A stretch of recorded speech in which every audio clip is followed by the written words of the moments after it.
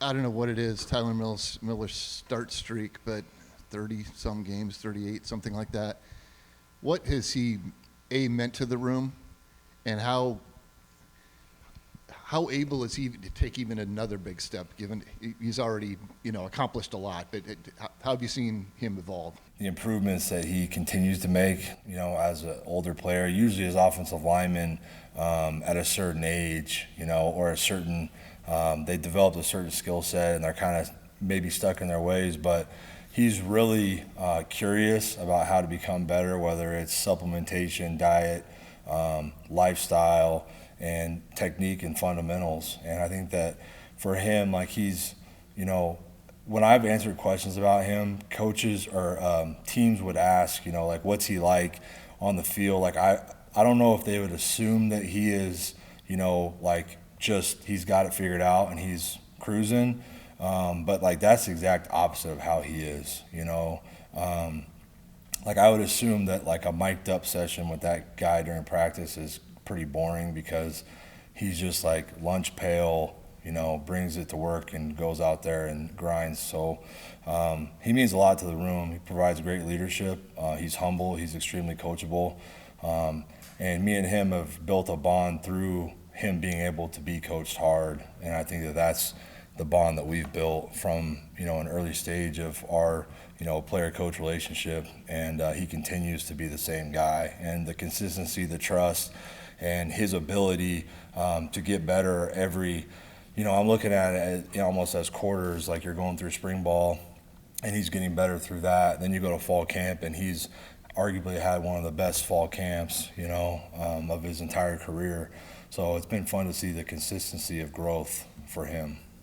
How much do you think his maturity level has climbed after becoming a young father, now a father of two?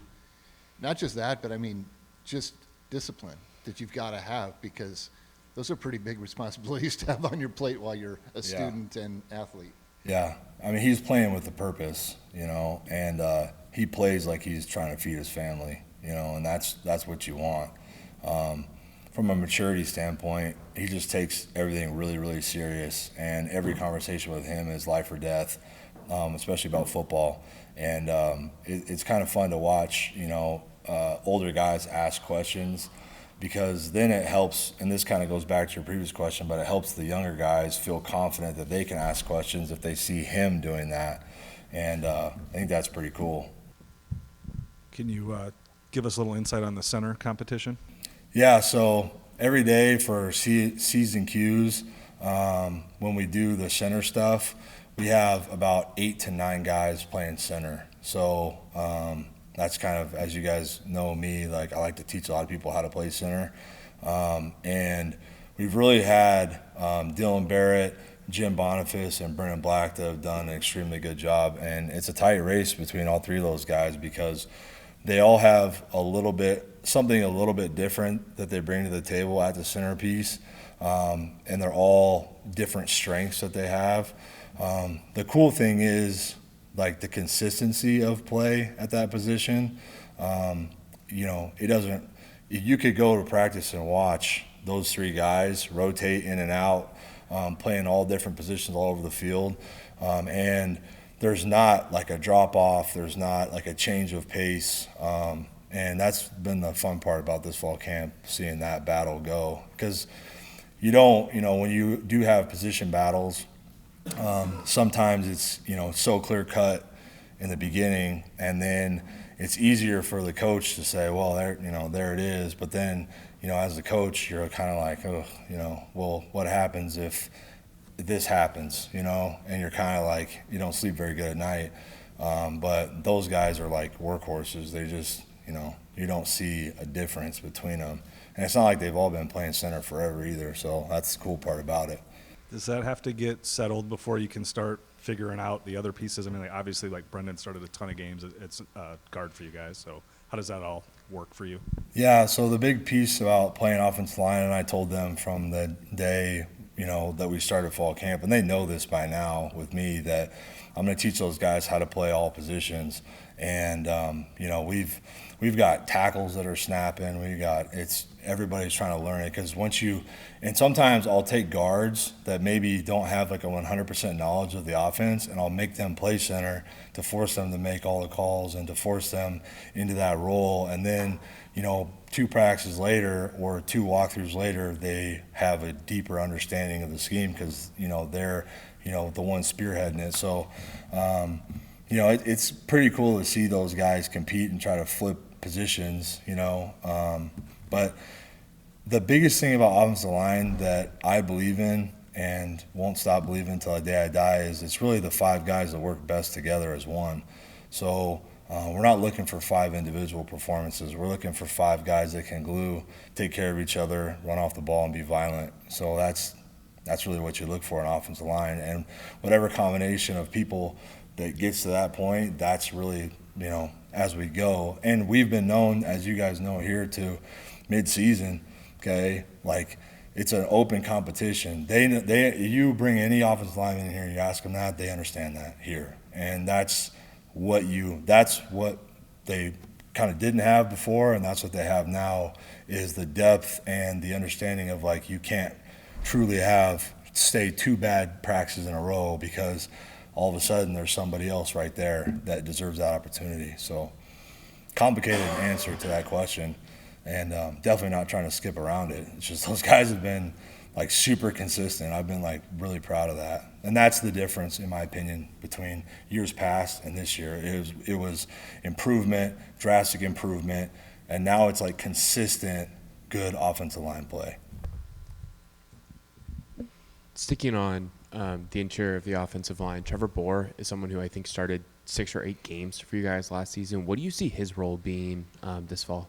I think that kid's going to be a leader. There was a practice, so if there's another offensive line coach that's watching this, they're going to know what I'm talking about. But you never really want offensive linemen to grade out perfect, in practices for multiple reasons.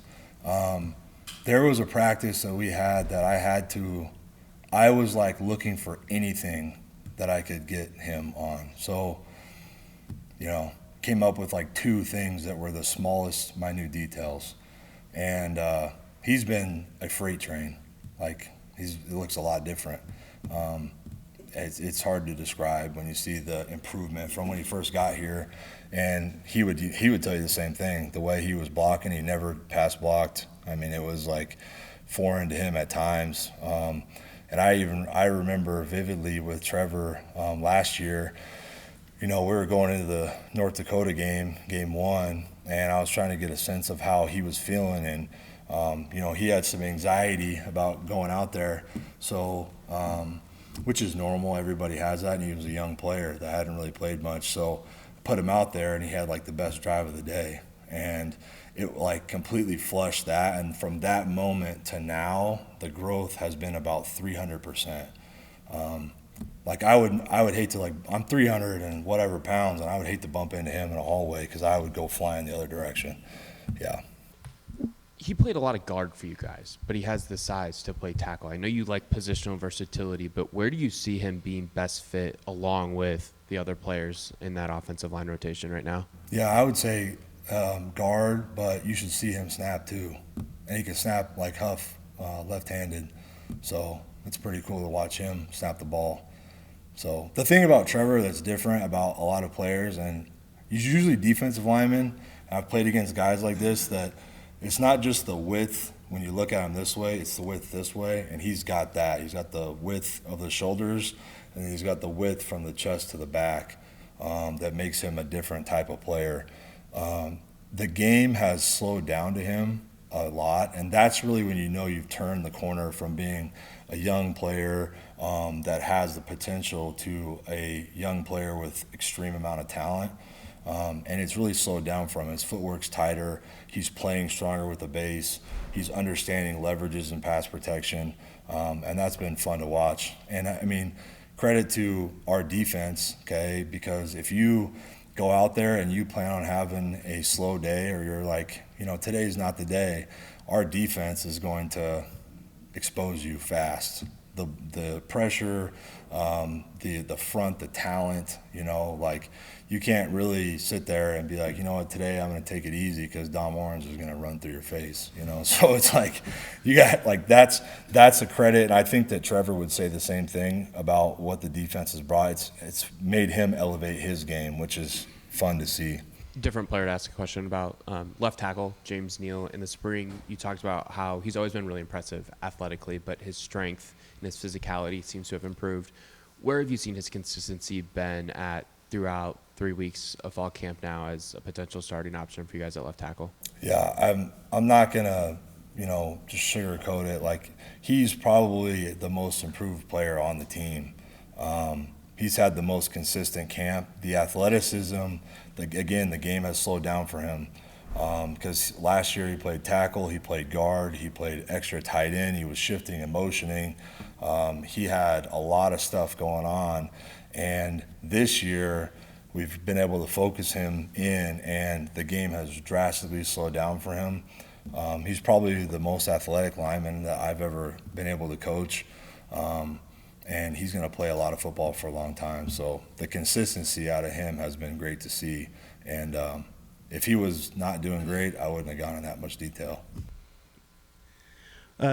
Freshman that Matt mentioned on Monday was Vea. I'm not sure how Ikakula, however his last name's pronounced. But what have you seen from him? And I guess it's probably pretty remarkable Matt brings him up when he just got here over the summer, and then compare him to maybe where Brendan Black was as a true freshman coming in, got playing time. Granted, it was maybe a different offensive line to break into at that point as well.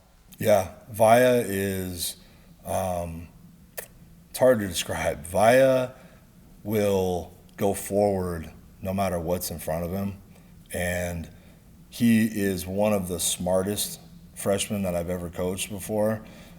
We've gotten to the point, there's a couple guys in meetings that I don't even try to ask questions to because I know that they're going to ace it fast and everyone else will just, go to the next play.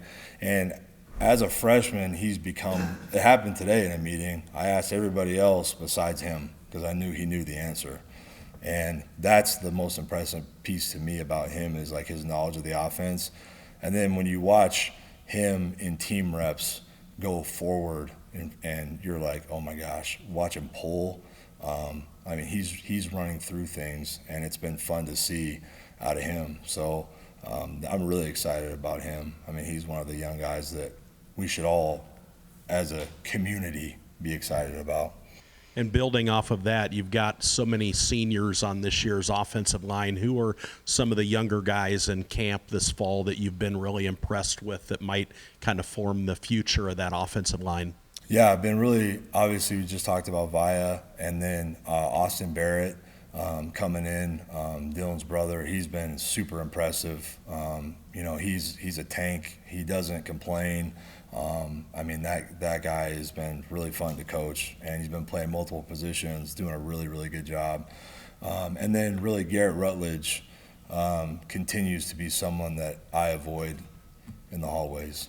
So that's the type of guys that we like, and that, he doesn't say much. It probably wouldn't be a very good interview, but he would just stare at you the whole time. So, we love him and what he's about, and that guy's got some extreme talent. Dontrell Holtz had some really good moments this camp, and we've been able to really credit to those seniors because they've set the standard and they've set the bar. You don't have to. There's a lot of policing from inside the offensive line with each other, which is accountability and trust, player to player, which I believe is the most important.